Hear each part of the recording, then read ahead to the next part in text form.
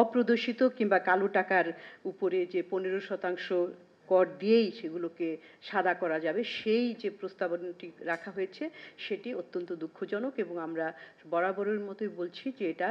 নৈতিকভাবে এবং অর্থনৈতিকভাবে কোনোভাবেই সমর্থনযোগ্য নয় এবং সামাজিক ন্যায়ের দৃষ্টি থেকে, সামাজিক বৈষম্য ইত্যাদির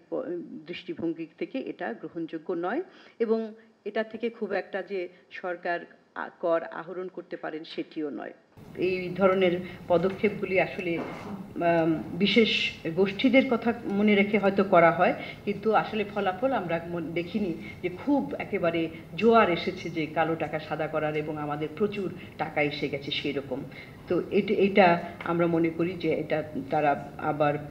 বিবেচনা করে এটাকে তুলে দিবেন। বর্তমান সময়ের যে সমস্যা এবং এই যে ক্রান্তিকালীন একটা সংকট দেখা দিয়েছে অর্থনীতির চারিদিকে, তো সেইগুলোর সমাধানের জন্য এই বাজেট উপযুক্তভাবে পদক্ষেপগুলি নিতে পারেনি এবং দিক নির্দেশনাও দিতে পারেনি।